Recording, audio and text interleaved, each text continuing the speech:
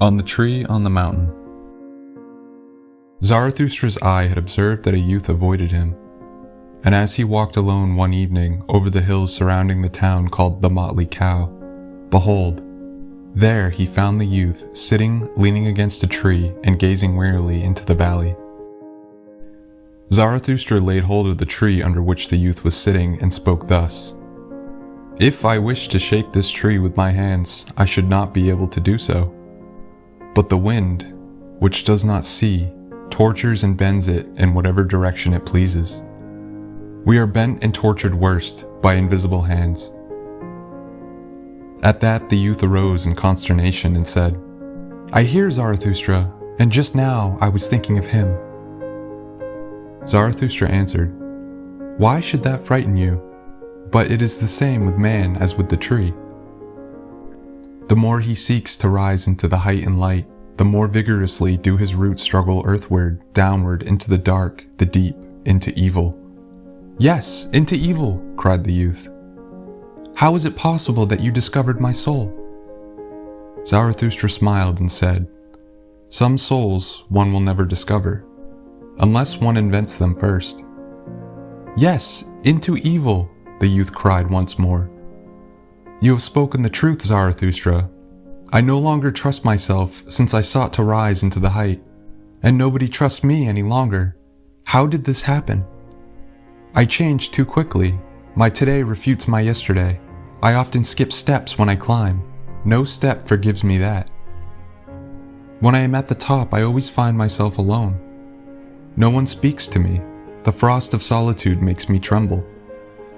What do I seek on the height?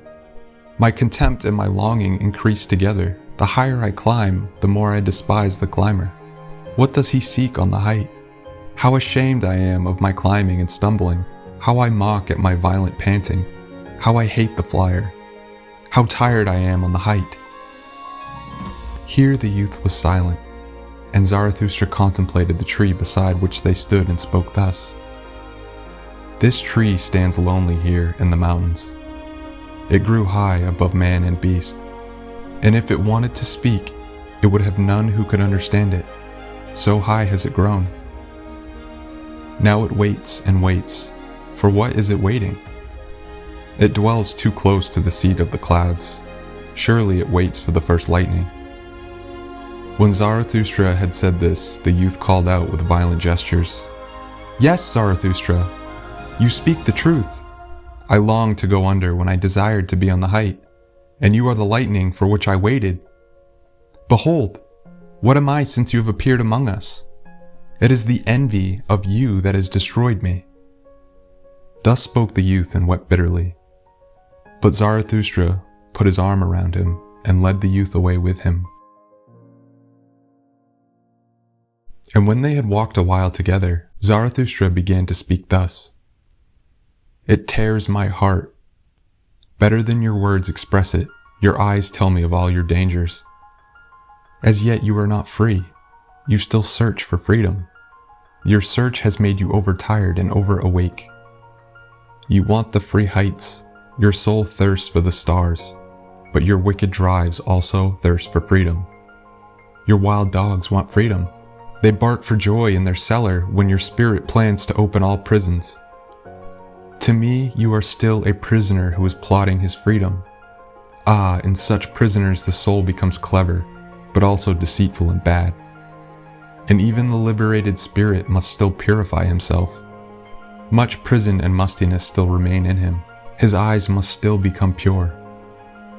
Yes, I know your danger, but by my love and hope I beseech you, do not throw away your love and hope. You still feel noble, and others too sense your nobility, though they bear you a grudge and send you evil glances. Know that the noble one stands in everyone's way. The noble one stands in the way of the good too, and even when they call him one of the good, they thus want to do away with him.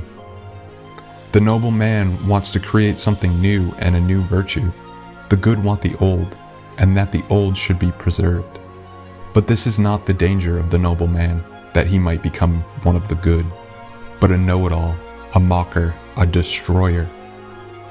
Ah, I have known noble ones who have lost their highest hope, and then they disparaged all high hopes.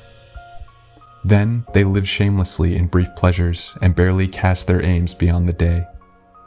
Spirit too is lust, so they said. Then the wings of their spirit broke, and now their spirit creeps about and soils what it gnaws. Once they thought of becoming heroes, now they are voluptuaries.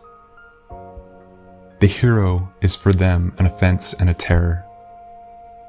But by my love and hope I beseech you, do not throw away the hero in your soul. Hold holy your highest hope. Thus spoke Zarathustra.